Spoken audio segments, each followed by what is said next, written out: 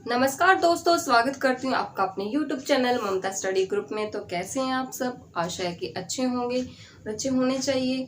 तो हम अपना सेकंड जो बुक है वो स्टार्ट कर चुके हैं, जो पॉलिटिकल साइंस है।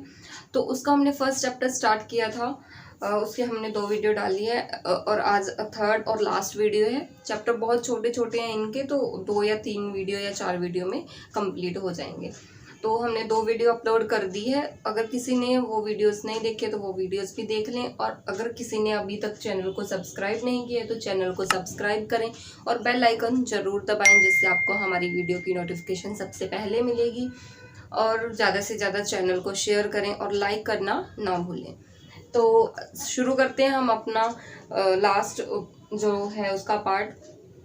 और जो आज के हम टॉपिक, जो आज का हम पॉइंट कर रहे हैं, उसमें हम 2 क्वेश्चन डिस्कस करेंगे।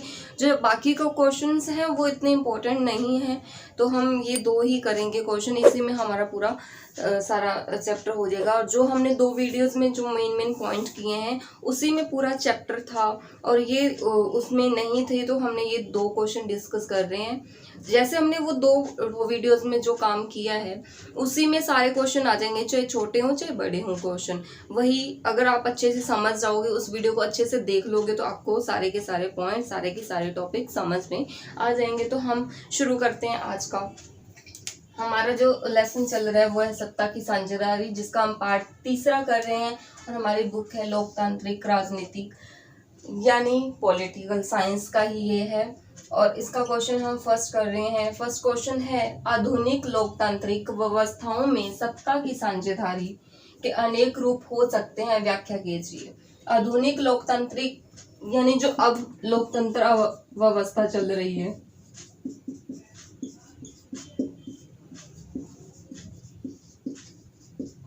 जो अब लोकतंत्र व्यवस्था चल रही है, उसमें सत्ता की साझेदारी कैसे है, कैसे वो सत्ता की साझेदारी के रूप में जो सरकार के द्वारा काम किया जाता है वो किस रूप में किया जाता है, यानी सत्ता की साझेदारी उसमें किस रूप से कायम चल रही है, किस रूप से हम उसका यूज कर रहे हैं या हम सभी मिलकर उसका प्रयोग करते हैं। तो वही हम डिस्कस करेंगे। इसके मोस्ट इम्पोर्टेंट 4 रूप हैं जो हम बारी बारी से करेंगे। पहला है शासन के विभिन्न अंगों में साझेदारी, दूसरे है सरकार के सत्रों पर साझेदारी, और थर्ड है विभिन्न सामाजिक, धार्मिक और भाषाई समूहों के बीच साझेदारी। इसको बोल सकते हैं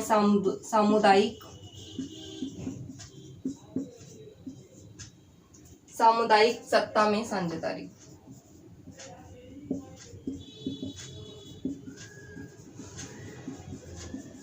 यानी जो सामुदायिक दल हैं उनमें साझेदारी, ठीक है, ये है। और फोर्थ है हमारा दबाव समूहों के बीच साझेदारी। यही 4 मोस्ट इम्पोर्टेंट पॉइंट हैं जो हम अभी करेंगे।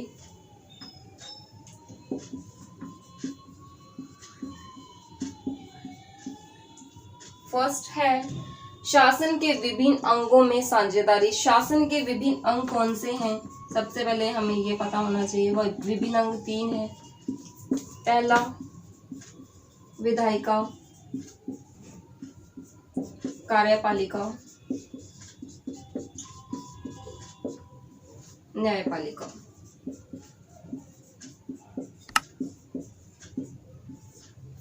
ये 3 अंग हैं शासन के, जो फर्स्ट हमारा विधायिका, कार्यपालिका और न्यायपालिका, ठीक है। इन तीनों जो अंगों में क्या है, बराबर की शक्तियां बंटवारा किया गया है, शक्तियों का बंटवारा किया गया है। ये नहीं है कि किसी को कुछ ज्यादा, इनको इक्वल सभी को अधिकार दिए गए हैं, पर सभी के काम अलग अलग हैं।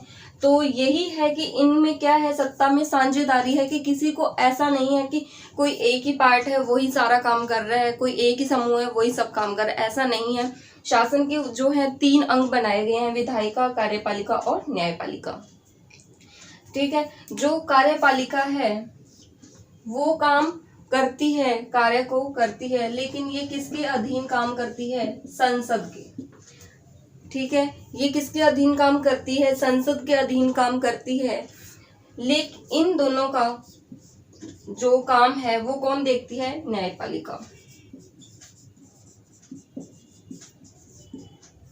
जो विधायिका और कार्यपालिका काम करते हैं उनका काम देखती कौन है? न्यायपालिका देखती है, लेकिन ये संसद के अधीन काम करते हैं। ऐसा नहीं है कि ये अपनी मर्जी से कुछ भी काम करते रहें, ऐसा नहीं है। सब पे क्या है, ऊपर नीचे शक्तियों का बंटवारा जो किया गया है कि वो सब पे अंकुश लगाती है। इन दोनों की शक्तियों पे जो नियंत्रण है वो कौन करती है? न्यायपालिका। अगर इन्होंने कोई काम किया, वो काम सही ढंग से नहीं हुआ, किसी को उसमें ऐसा लगा कि ये काम ऐसे नहीं होना चाहिए, तो वो अगर अपील करते हैं तो उसका न्याय कौन करती है? न्यायपालिका करती है। और ये किसके अधीन काम करते हैं? संसद के अधीन काम करते हैं। इनको कोई भी अगर ये काम करते हैं तो इनको संसद को जवाब देना पड़ता है। और संसद किसके अधीन काम करती है? इसको किसको जवाब देना पड़ता है? आम जनता। ठीक है, यही है इसका फर्स्ट पॉइंट का। और सेकंड है हमारा सरकार के सत्रों में साझेदारी। सरकार के सत्रों पर साझेदारी का मतलब है सरकार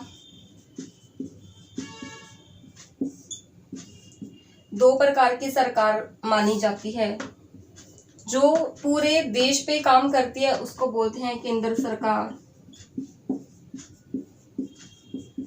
और जो छोटे समूहों यानी राज्यों में काम करती है उसे राज्य सरकार बोला जाता है।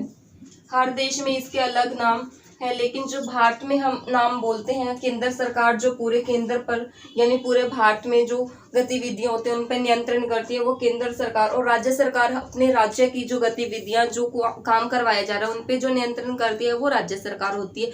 और इन दोनों में भी शक्तियों का बंटवारा है, और इनको भी अपनी अलग अलग शक्तियां दी गई हैं कि कौन सा काम राज्य सरकार के अंडर में है और कौन सा काम केंद्र सरकार के अंडर में है। लेकिन कुछ ऐसे भी काम हैं जो दोनों को मिलकर करने पड़ते हैं, वो अलग से सूची बनाई हुई है। तो यही है कि सरकार के सत्रों पर साझेदारी की ये नहीं है कि कोई केंद्र सरकार सभी राज्यों का निर्णय करेगी। कुछ निर्णय ऐसे भी होते हैं जो हर स्टेट पे छोड़ दिया जाता है कि वो स्टेट अपना खुद से काम करेगी। तो यही है कि जो सरकार के सत्रों पर साझेदारी का जो सत्ता में साझेदारी चलती है। तो नेक्स्ट है हमारा विभिन्न सामाजिक, धार्मिक और भाषाई समूहों के बीच साझेदारी। इसका मतलब है जैसे हमने बेल्जियम के बारे में पढ़ा था। बेल्जियम में क्या था, विभिन्न भाषी लोग थे लेकिन सबको इक्वल अधिकार दिए गए थे। सबको इक्वल था कि किसी भी जाति के लोगों को या धर्म के लोगों को ऐसा नहीं था कि उनको पीछे छोड़ दिया जाए। उनको जैसे उनके दो प्रकार के लोग थे, उन दोनों के इक्वल जो लोग थे वो चुनकर आगे संसद में भेजे जाते थे। सरकार में दोनों का बराबर अधिकार होता, बराबर लोग होते। और यही था जो भाषाई समूह थे उनके बीच सत्ता में साझेदारी। हमारे भारत में भी यही है कि सबको आरक्षण दिया गया है। अनुसूचित जनजाति, अनुसूचित जाति, अनुसूचित जनजाति और महिलाओं को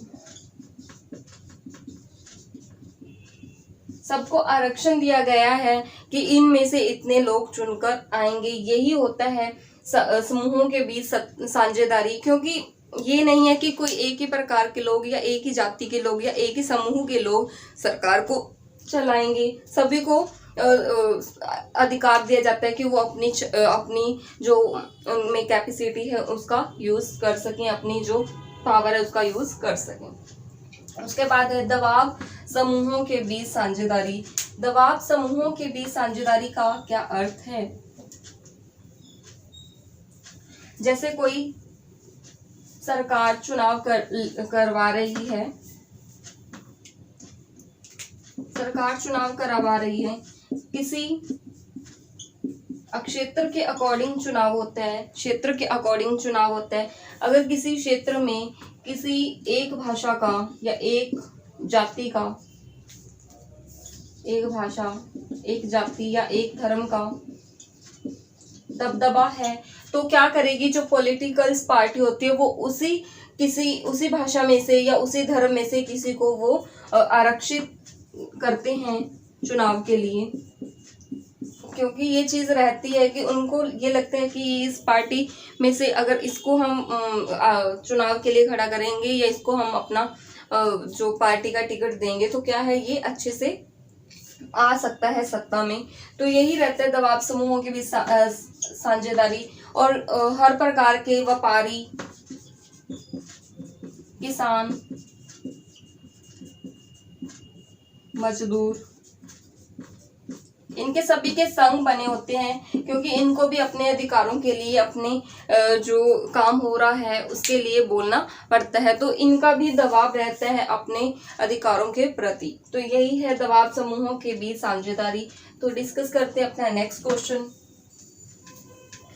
तो हमारा नेक्स्ट क्वेश्चन है, भारतीय संदर्भ में सत्ता की हिस्सेदारी का एक उदाहरण देते हुए इसका एक युक्तिपरक और एक नैतिक कारण बताएं।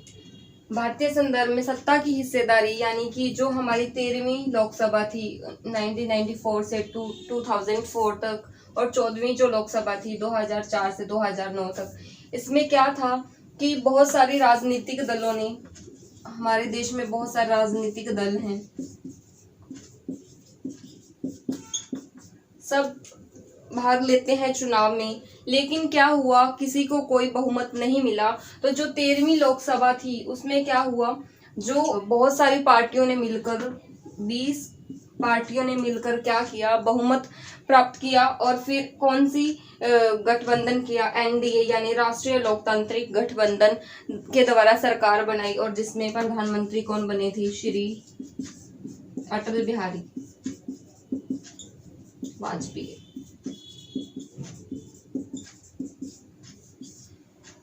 ठीक है। और जो 14वीं लोकसभा थी 2004 से 2009 तक, इसमें भी क्या था, किसी को कोई बहुमत नहीं मिला था, लेकिन उसमें बहुमत प्राप्त करके जो श्री मनमोहन सिंह जी थे,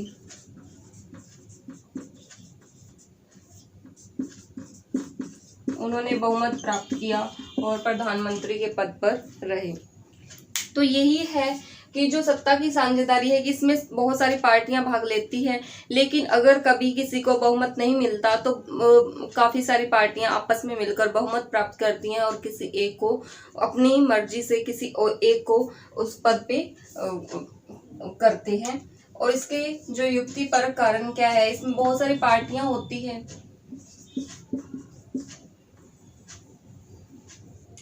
बहुत सारी पार्टीज होती हैं इसमें, पॉलिटिकल पार्टीज, तो सबका लोग अच्छे से यूज़ करते हैं। अगर किसी को किसी ने वोट दिया है तो वो चाहता है कि हमें इसका पूरा बेनिफिट मिले। और नैतिक कारण क्या है, नैतिक कारण यही कि अगर किसी को बहुमत नहीं मिलता तो दोबारा चुनाव नहीं करवाया जा सकता, क्योंकि आम जनता पे जो मतदाता हैं उन पे भी बोझ है और सरकार पे भी, क्योंकि इसमें पैसे का भी यूज़ होता है बहुत ज़्यादा।